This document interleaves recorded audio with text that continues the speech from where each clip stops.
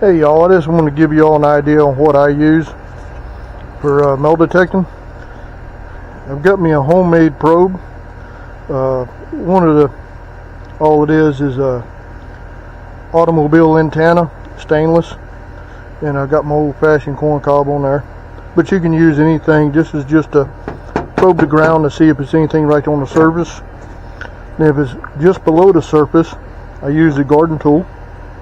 Comes up easy, you just dig a small hole. This here will make like a squirrel indentation, like when a squirrel going after an acorn or a nut. That's, you just fill it back in. Then for something a little bit bigger, you don't want to make a big hole, you just use this here. And then I've got the shovel here. It don't matter what brand it is. This one here has got the divots so it's easy to cut roots, small roots. And you got your pouch.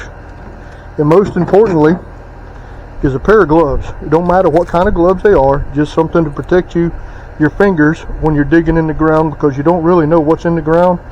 There's metal in the ground is what you're going after, but it could be glass, and you don't want to get nipped by the glass.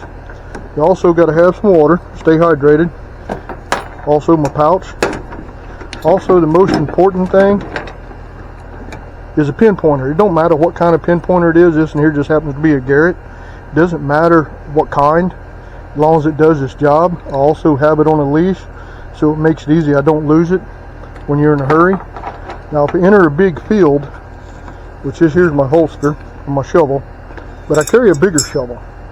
That's only when I don't use this in the parks that I hunt, but if I get a permission hunt or going in, some field or somewhere, I will use that. If you notice, it's also got the root cutters. Comes in handy if you want to dig a bigger hole, whatever you're going after. Virtually that's all I wanted to show y'all.